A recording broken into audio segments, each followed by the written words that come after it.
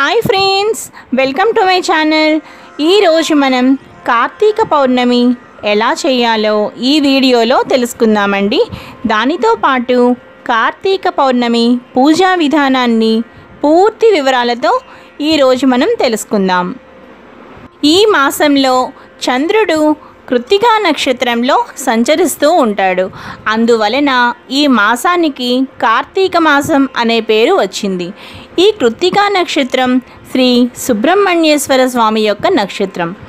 ఈ పౌర్ణమి నాడు చంద్రుడు పూర్ణత్వాన్ని చేకూరినట్లే మనసు కూడా జ్ఞానపూర్ణం కావాలన్నదే ఈ కార్తీక పౌర్ణమి యొక్క ముఖ్య ఆంతర్యం. ఈ కార్తీక పౌర్ణమి యొక్క పూజా విధానాన్ని ఇప్పుడు మనం తెలుసుకుందాం. ఈరోజు స్త్రీలు ప్రత్యేకంగా పగలంతా ఉపవాసం ఉండి సాయంత్రం ఇంట్లో దీపారాధన చేసిన తర్వాత ఏదైనా ఒక పీటను తీసుకుని పసుపు రాసి బియ్యపు పిండితో ముగ్గులు పెట్టి కుంకుమ బొట్లు పెట్టాలి. ఆ తరువాత ఆ పీటను తులసి కోట దగ్గర పెట్టాలి. ఆ తరువాత ఒక రూపాయి బిళ్ళ తీసుకుని ఆ రూపాయి బిళ్ళకు పసుపు రాసి ఆ తరువాత గంధం కూడా ఒక్కసారి రాసి దానిపై ఆ రూపాయికి ముందు వైపు వెనుక వైపు కూడా కుంకుమ బొట్లు పెట్టి ఇప్పుడు ఆ రూపాయి బిళ్ళను ఒక వెండి పళ్ళెంలో పెట్టి ఆ పీటపై పసుపు అక్షింతలు వేసి అప్పుడు ఆ పళ్ళెమును ఆసనంగా పెట్టాలి.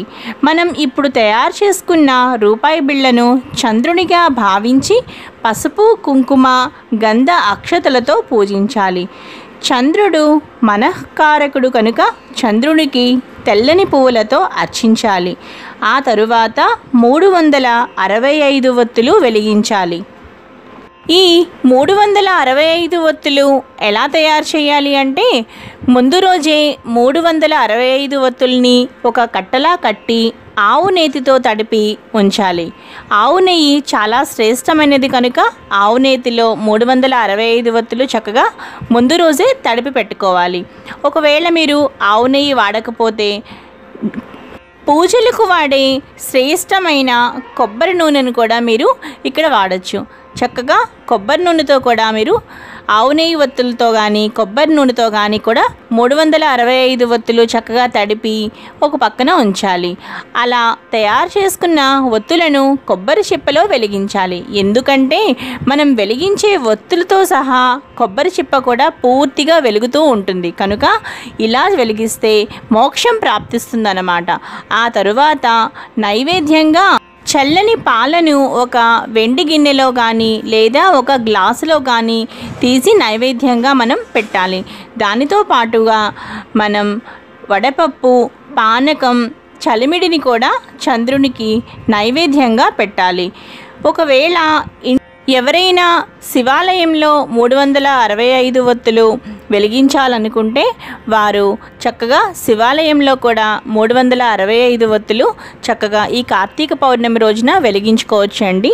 అక్కడ కూడా మీరు తప్పనిసరిగా చంద్రుడికి బెల్లం ముక్క అలాగే చలిమిడి అరటిపళ్ళు నైవేద్యంగా మాత్రం తప్పనిసరిగా పెట్టండి.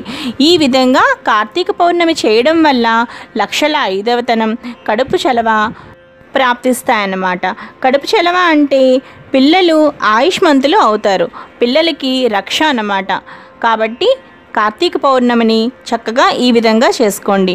పూజ అయ్యాక మనం పూజ చేసుకున్న తర్వాత పంచపాత్రలోని నీరుని చక్కగా ఆ నీటిని తులసి మొక్కలో పోసి తులసి మొక్కకు కూడా ఒక్కసారి మనం దండం పెట్టుకోవాలి. ఈ విధంగా కార్తీక పౌర్ణమి పూజా విధానాన్ని ముగించుకుని ఒక్కసారి ఈ కార్తీక పౌర్ణమి రోజు చక్కగా వెలుగుతున్న ఆ పున్నమి చంద్రుని దర్శనం చేసుకుని మనం ప్రసాదాన్ని స్వీకరించాలి. ఈ వీడియో కనుక మీకు నచ్చినట్లయితే తప్పకుండా లావణ్యాస్ లైఫ్ స్టైల్ ఛానల్ని సబ్స్క్రైబ్ చేసుకోండి. అలాగే బాగా నచ్చితే లైక్ చేసి అందరికీ కూడా షేర్ చేయండి. మరిన్ని ఇంట్రెస్టింగ్ వీడియోస్ కోసం లావణ్యాస్ లైఫ్ స్టైల్ వాచ్ చేస్తూ ఉండండి. Thanks for watching. అలాగే ఈ వీడియో కింద ఉన్న డిస్క్రిప్షన్ బాక్స్ని చెక్ చేయండి.